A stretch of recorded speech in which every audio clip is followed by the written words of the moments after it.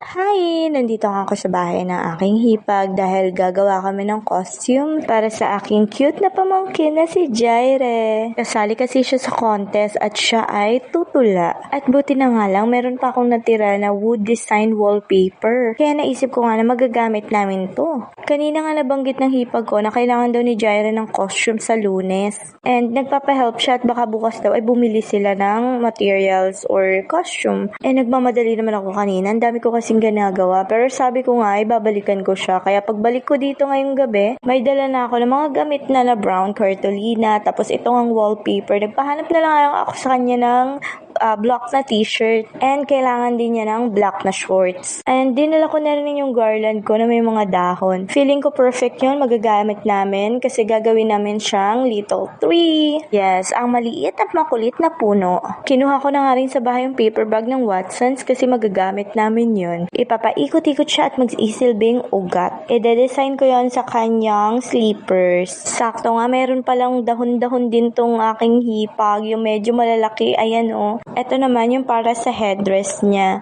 Dinikit ko nga to sa karton ng Bona Kid, Batang May Laban. At para matibay nga, tinutusok ko yung dulo nito, yung parang merong alambre na matigas. Tapos meron din palang artificial fern leaves itong hipag ko. Perfect nga din ito dito, idadagdag ko sa kanyang headdress. At itutusok ko lang siya dyan, parang paikot, para kumapit siya ng bongga. Hindi ko siya super glue yung dikit na sobra para mas maganda yung medyo mayabong ganun. Then kumuha nga rin ako dun sa aking artificial plant. Yan, yung medyo may light color na green. Ia-add ko rin siya dito para mabuhay yung kulay. O, sino ka dyan? Punong iba't iba yung dahon. O, wait lang daw, sabi ng hipag ko, hindi nyo daw nakikita yung ginagawa niya. Ayan guys, magpaikot-ikot lang tayo ng mga papers dyan. At yan nga yung i-design namin sa kanyang Crocs. O, diba? No need bumili, marami tayong dahon-dahon dyan.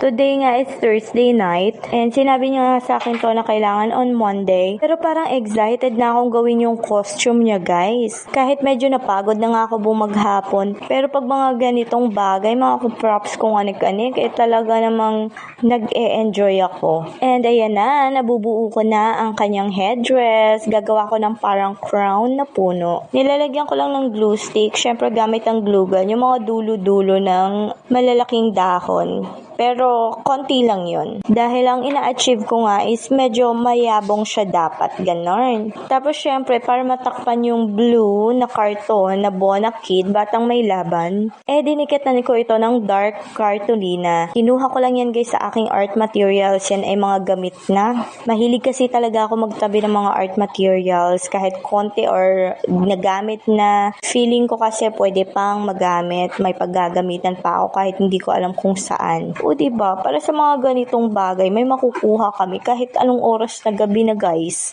At ayan nga, pagdidikitin ko lang siya ng ganyan. O, paano mo yung pagdidikitin, be? Nilagyan ko po siya ng garter. Yes, pinahian ko ng konting garter para sumikip girl at hindi malaglag sa kanyang ulo. Dapat kasi super matibay ang pagkakagawa dahil ang aming maliit na puno ay super likot. Kailangan talaga kahit magtatakbo siya, tumalon-talon ay hindi malalaglag. Medyo behave lang siya dyan kasi naka-energy saving mode. Pero mamaya pag nag-energy activated yan, ay naku, yung likot niya walang paglagyan. Bago ko nga i-finalize yung dikit ng headdress, ay sinukat ko muna sa kanya. Sa unang sukat ko nga medyo masikip yung pagkakagawa ko guys. Kaya luluwagan ko ng konti. Gugupitin ko lang yung mga naka-fold na karton. Para maging magsilbing sombrero like that. Para if ever na maluwag naman, hindi lumusot sa kanyang ulo. At yan, nabawasan ko na para na siyang hot. Pero hindi ko pa nasukat sa kanya ulit dahil naligo muna ang aming maliit na puno. Kaya proceed na ako dito sa kanyang Crocs. Gamit nga din ang tira-tirang wallpapers. Dinikitan ko na rin itong kanyang Crocs. O diba, yung maliliit na tira-tirang wallpapers guys, di ko tinapon kasi naisip ko talagang may paggagamitan pa siguro ako nito. At tama. Ito na yung hinihintay kong paggagamitan. At maya-maya nga ayan na, nakaligo ng aming little puno. Kaya sinukat ko na ulit sa kanya at ayan na po po, sumakto na. At ayan na po, hindi na siya naka-energy saving mode. Hindi naman halatang tuwan-tuwa siya sa kanyang headdress guys. Oh, ayan, kahit maglikot-likot at tumalon-talon. Sige, likutan mo pa. Para makita natin talaga kung gaano katibay yung gawa ni tita. Tuwang-tuwa naman ang kanyang mommy guys. Oh, on duty na yan. Sige lang be, ako na bahala dito. Hindi kayo mag-focus na dyan sa work mo. Ito na lang naman guys, ang aking gagawin, ididikit ko na lang itong mga ugat-ugat sa kanyang Crocs. O diba, paper bag lang yan guys ng Watsons. Sabi ko kasi sa kapatid ko, kailangan ko ng supot, yung supot ng pandesal. Aba, ay bukas pa daw ng umaga, bibili siya ng pandesal. Kaya bumalik ako sa bahay, naghanap na ako ng paper bag na brown na pwedeng gamitin. Dahil nga excited si auntie mo girl, ay gusto na agad matapos. Wala nang bukas-bukas to be. Kaya hayan, gamit ang paper bag ng Watsons ay pinaikot-ikot na yan at ginawang ugat. At para nga mas maganda ang kalabasan nito, dinagdagan ko pa ng dark brown. So, dikit-dikit lang natin siya dyan sa kanyang Crocs habang nag-e-enjoy ang maliit na puno sa kanyang headdress. At sige, ipaling mo baby. Ayan na nga po si kulit. Sige, balentong be. Yun pala yung goal niya. Tinatry niya kung paano matatanggal sa ulo niya nang hindi nahawakan ng kamay. Charot. Pero yan nga, sabi nga ni mami niya, dyan muna, baka masira naman na. Sabi ko nga, sige lang, para makita natin kung ano yung pwedeng ayusin. Pero matibay talaga yan guys. Kasi yung pinakang alambre niya yung itinusok ko dun sa karton. Pero syempre may takip yung karton para hindi naman siya matusok. At dahil natapos ko na nga ang kanyang costume for today's video, liligpin din ko na itong mga ginamit ko. Inuna ko nang itabi syempre yung karayom na may sinulid at baka makatusok pa be. Tapos glue gun, tapos tinabi ko na rin yung mga excess na dahon. Higpit ng kalat at maya-maya nga eto na, gusto nang sukatin ang kanyang Crocs. So, para na siyang paa ni Groot. Pero hindi pala siya familiar kay Groot. Iba pala guys ang kilala niya. Sabi niya, he looks like Tom Tom Sahur. Partner nga daw yun ni Princess Ballerina Cappuccina. Lagi ko naririnig sa kanya si Ballerina Cappuccina. Favorite niya pala yung panoorin. Ayan guys, naku, excited na siya. Susukatin na nga niya ang kanyang costume. Nangunguna na guys. At para maging isa nga siyang ganap na maliit na puno, syempre kailangan brown ang kanyang legs and arms. Buti na lang, meron akong arm warmer gloves and leg warmer na brown.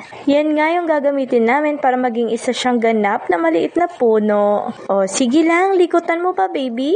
O, diba? Hindi na natin kailangan bumili be. Meron namang gamit-gamit si tita. Yung shorts niya dapat black din, pero so Monday na. Yan na lang munang blue. Gusto lang namin i-try na niya para makita namin kung goods na ba yan or may dadagdag pa. And there you go!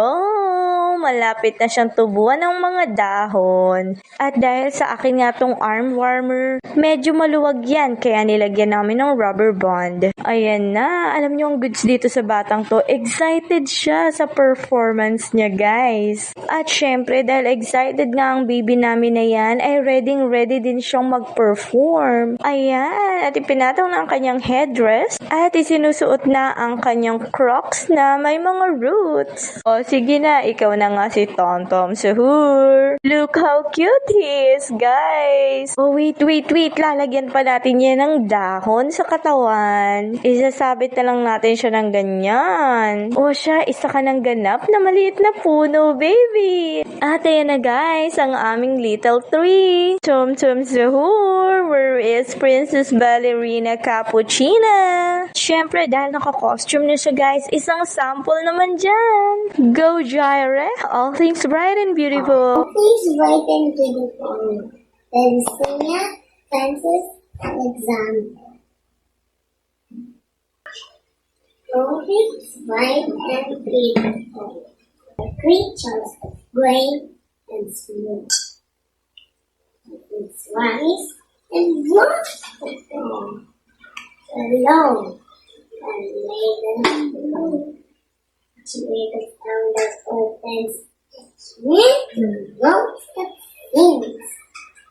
The made gold colors with tiny wings.